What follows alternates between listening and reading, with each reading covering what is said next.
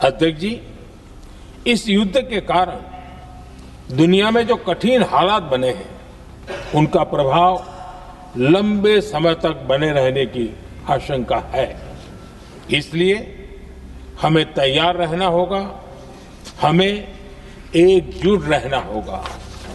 જે પ્રકારે પેટ્રોલ ડીઝલની કારણ વગરની અફવાઓથી લોકો કોઈ બી એવી વાતમાં ના આવે તે માટે રાજ્ય સરકારે તમામ જિલ્લાઓની અંદર સૂચનાઓ બી આપવામાં આવી છે કે આવી કોઈ બી અફવાઓ ફેલાવનારને તાત્કાલિક પગલાં ભરીને કડકમાં કડક પગલાં ભરવામાં આવે। हम कोरोना के समय भी एकजुटता से ऐसी चुनौतियों का सामना कर चुके हैं। अब हमें फिर से उसी तरह तैयार रहने की आवश्यकता है। સમાજે આ પ્રકારના લોકો જે અફવાઓ ફેલાવે છે તેને બોયકોટ કરવા જોઈએ સામાજિક રીતે। 50,000થી વધારે પીએનજી કનેક્શન આપણે ગુજરાતભરમાં આપશો। આ પ્રકારની કાલાબજારી કરતા 17થી વધારે લોકો પર અલગ અલગ જગ્યાઓ પર ગુનાઓ દાખલ કરવામાં આવ્યા છે। તમામ નાગરિકોને બધી જ વ્યવસ્થાઓ માટે રાજ્ય સરકાર કટિબદ્ધ છે।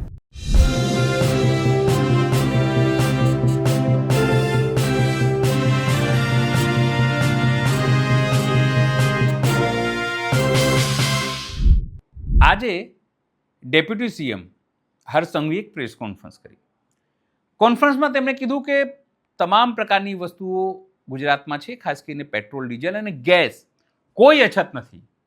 કાળાબજારીઓને પકડવામાં આવી રહ્યા છે અને અફવા ફેલાવે જે છે તેની સામે કાર્યવાહી કરવામાં આવશે। સામાજિક બહિષ્કારની તેમણે વાત કરી, પણ તમને જણાવી દઈએ કે અફવા કોણે ફેલાવી હતી, તો આ અફવા વડાપ્રધાન નરેન્દ્ર મોદીના ભાષણથી ફેલાઈ હતી। નરેન્દ્ર મોદીએ પહેલાં ભાષણ આપ્યું કે લોકોને તૈયાર રહેવું પડશે કોવિડની જેમ, અને પછી લોકોની લાઈનો પેટ્રોલ પંપ ઉપર લાગી, પણ હવે પેટ્રોલ પંપ પર લાઈન નથી, ગેસ નથી મળી રહ્યું, એ હકીકત છે।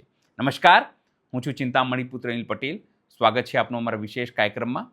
આ કાર્યક્રમ વિશેષ એટલા માટે કીધું કારણ કે ગેસની અછત છે, લોકોને સરકારી વાત સ્વીકારવા તૈયાર નથી।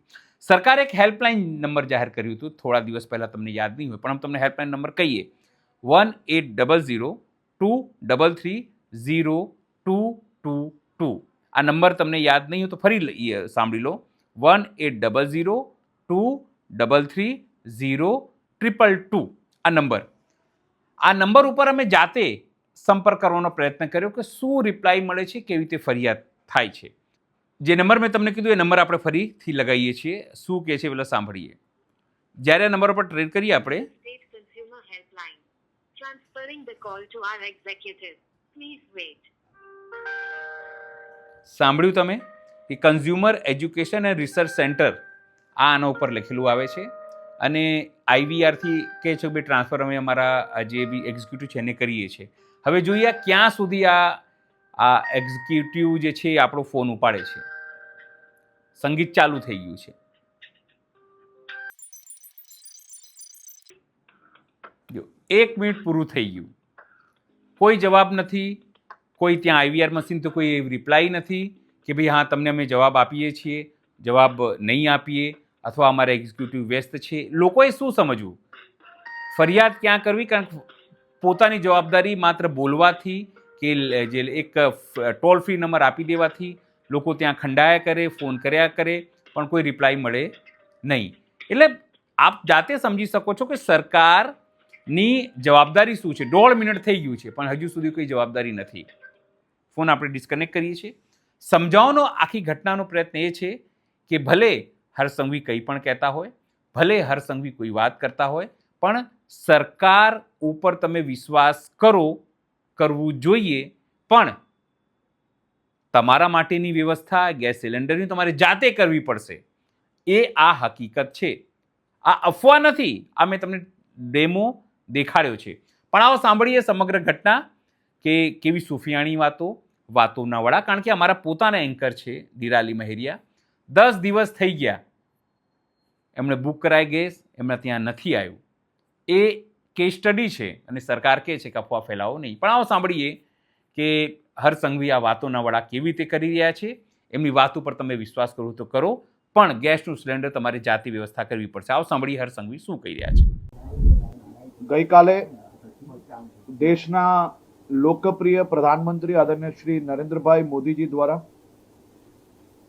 તમામ રાજ્યના મુખ્યમંત્રીશ્રીઓ જોડે એક બેઠક યોજવામાં આવી હતી, જે બેઠકમાં રાજ્યોના સૌ નાગરિકોને પેટ્રોલ, ડીઝલ, ગેસ અને અન્ય જરૂરી ચીજ વસ્તુઓ સરળતાથી મળી રહે તે માટે બેઠકમાં ચર્ચા વિચારણા કરવામાં આવી હતી અને આદરણીય પ્રધાનમંત્રીશ્રીના દિશા નિર્દેશ મુજબ આજે તમામ રાજ્યોના જે બેઠકો કરવાની હતી તેમાં મુખ્યમંત્રી શ્રી ભૂપેન્દ્રભાઈ પટેલે વહેલી સવારે રાજ્યના ઉચ્ચ સ્તરીય અધિકારીઓ અને મંત્રીઓ જોડે એક બેઠક યોજી હતી.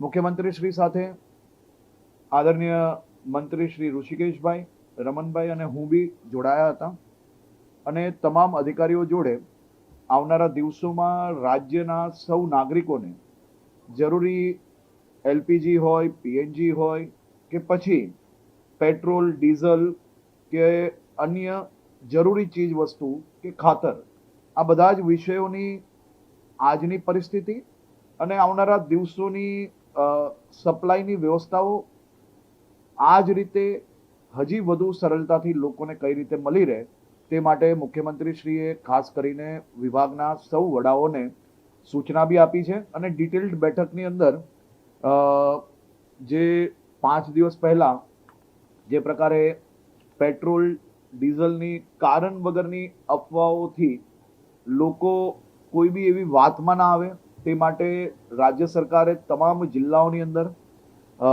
સૂચનાઓ બી આપવામાં આવી છે કે આવી કોઈ બી અફવાઓ ફેલાવનારને તાત્કાલિક પગલાં ભરીને કડકમાં કડક પગલાં ભરવામાં આવે અને સાથે સાથે તંત્ર દ્વારા જરૂરી જે કોઈ સૂચનો છે અને રાજ્યના નાગરિકો છે તેને સીધી જ માહિતી આપવામાં આવે.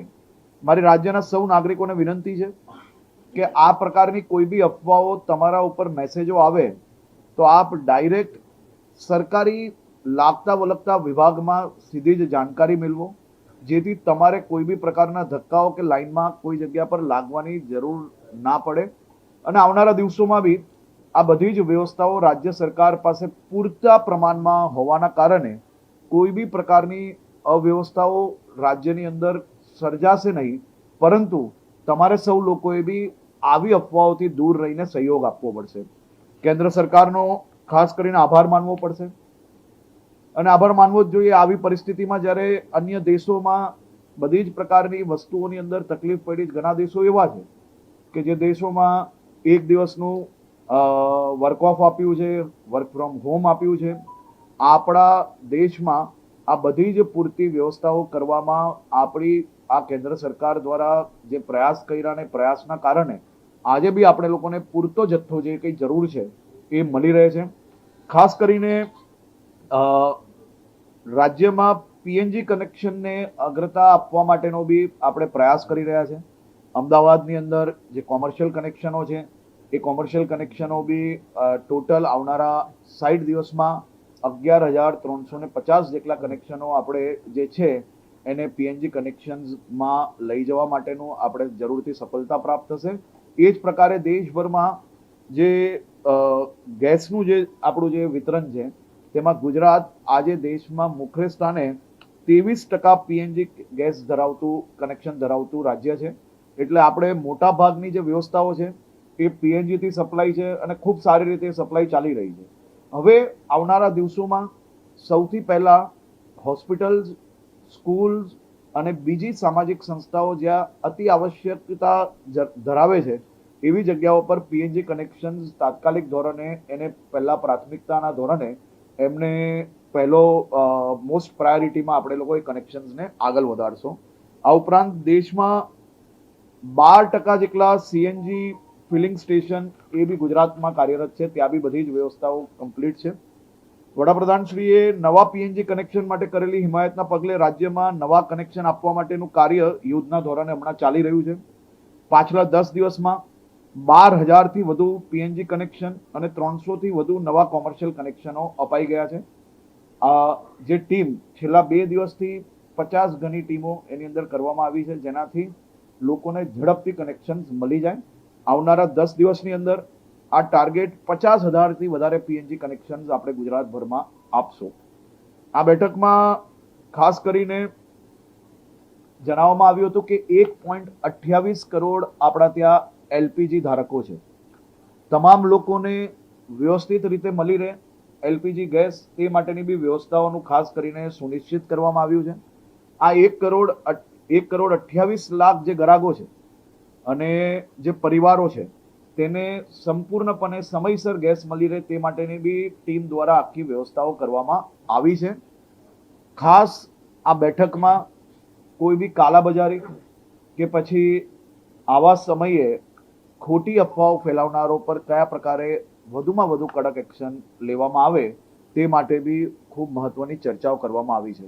હાલ સુધી આ પ્રકારની કાલાબજારી કરતા 17થી વધારે લોકો પર અલગ અલગ જગ્યાઓ પર ગુનાઓ દાખલ કરવામાં આવ્યા છે. આવનારા દિવસોમાં તમામ શહેર અને જિલ્લાઓના કલેક્ટરશ્રી અને જિલ્લા પોલીસ વડાને સૂચના આપવામાં આવી છે કે આવી માહિતી મળતાની સાથે સંપૂર્ણપણે કડકમાં કડક એક્શન એ લોકો પર લેવામાં આવે. ખાસ કરીને આ તમામ પરિસ્થિતિની સાથે સાથે આપણા રાજ્યમાં લાખો શ્રમિકો રોજગારી માટે પોતાના પરિવારનું ગુજરાન માટે અહીંયા આપણી સાથે જ્યારે પરિવાર વસતા હોય ત્યારે એ સૌ લોકોની બી ચિંતા આ બેઠકમાં કરવામાં આવી છે. ઇન્ડસ્ટ્રી ડિપાર્ટમેન્ટને તમામ ઇન્ડસ્ટ્રીઝને જોડે બેઠક કરીને પગાર થોડો વહેલો થાય, સાથે સાથે નાની મોટી જમવાની વ્યવસ્થાઓ બી એ લોકોની કરવાની જરૂર લાગે તો એ બી કરવામાં આવે. આ બધી જ વ્યવસ્થાઓ આપણી સાથે જે પરિવારો વર્ષોથી આપણી જોડે રહેતા હોય એ તમામ પરિવારોની ચિંતા એ રાજ્ય સરકાર દ્વારા અલગ અલગ માધ્યમથી કરવામાં આવી રહી છે. તેમને બી ગેસ કે કોઈ બી વિષયની કોઈ બી કમી ના પડે તે માટેની બી વ્યવસ્થાઓ કરવામાં આવી છે. તેની સંકલન સમિતિ એ દરેક જિલ્લામાં કલેક્ટરના અધ્યક્ષ સ્થાને બનાવવામાં આજે નિર્ણય લેવામાં આવ્યો છે. મહાનગરોમાં અને જિલ્લાઓમાં કાલ સાંજ સુધી આની બેઠકો થશે અને એ બેઠકો દરમિયાન આ પ્રકારના કોઈ બી વિષયો ધ્યાનમાં આવતા હોય તો એ વિષયને કઈ રીતે જિલ્લા લેવલે પહોંચી વળવું તે માટેનો બી નિર્ણય લેવામાં આવશે. હાલ સુધી કરીબન 10,000 જેટલી એલપીજીને લઈને નાની મોટી ફરિયાદ આવી હતી, જેમાંથી 10,000થી વધારે ફરિયાદો સંપૂર્ણપણે ક્લિયર કરવામાં આવી છે. અને આ જ પ્રકારે જે ટોલ ફ્રી નંબર છે અને વોર રૂમ છે એ આવનારા દિવસોમાં બી ચાલુ રહેવાનું છે. કોઈ બી પ્રકારની નાની મોટી કઈ બી તકલીફ હોય તો આ ટીમ દ્વારા તેનો નિકાલ લાવવામાં આવશે. સામાન્ય રીતે કોઈ બી પ્રકારની ગુજરાતમાં ખાતરની વાત હોય, ગેસની વાત હોય, પેટ્રોલ ડીઝલની વાત હોય, અન્ય જરૂરી ચીજ વસ્તુની વાત હોય, કોઈ બી પ્રકારની સામાન્ય નાગરિકોએ આ અફવાઓથી ડરવાની જરૂર નથી. બધી જ વ્યવસ્થાઓ રાજ્ય સરકાર દ્વારા ડે ટુ ડે મુખ્યમંત્રીશ્રીના લેવલથી બી આનું નિરીક્ષણ થઈ રહ્યું છે. તમામ નાગરિકોને બધી જ વ્યવસ્થાઓ માટે રાજ્ય સરકાર કટિબદ્ધ છે.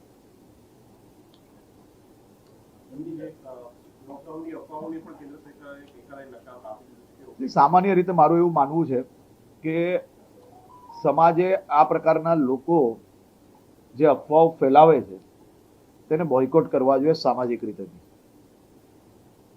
જ્યારે આપણો દેશ એ અન્ય દેશો કરતા આટલું મજબૂતાઈથી આ બધી જ વ્યવસ્થાઓ કરવામાં સફળ હોય અને તમામ દિશામાં આ પ્રકારની પરિસ્થિતિઓની વચ્ચે બી આપણે આપણા નાગરિકોને ગેસ હોય, પેટ્રોલ હોય, ડીઝલ હોય બધું જ બરાબર પહોંચાડી શકતા હોઈએ. લોકડાઉનના વિષયની અફવાઓ એ ખરેખર કોઈ પ્રકારના વિષયોને ધ્યાન પર લેવા જેવું નથી. અને જે લોકો એકબીજાને આવા વોટ્સએપ વાયરલ કરે છે, ફોરવર્ડ કરે છે, એવા લોકોની માહિતી બી આપણે પોલીસ સુધી આપવી જોઈએ, જેથી આવા લોકો સમાજની અંદર ડર ફેલાવવામાં સફળ ના થાય. હર સંઘવીની આ વાત, વડાપ્રધાનની આ વાત અને આ જે અમે રિયલ ડેમો તમે ચેક કર્યું એ વાત, એ ત્રણેય જોઈને તમને શું લાગે છે જરૂરથી અમારા કોમેન્ટ બોક્સમાં કોમેન્ટ કરજો. એ સિવાય અમારી યુટ્યુબ ચેનલ લાઈક કરો, સબસ્ક્રાઇબ કરો, બેલ આઇકન દબાવો. સાથે અમારી વેબસાઇટ છે www.gujaratplus.in, ત્યાં પણ જઈને તમે બધું અપડેટ થઈ શકો છો. અત્યારે માટે બસ આટલું જ. નમસ્કાર.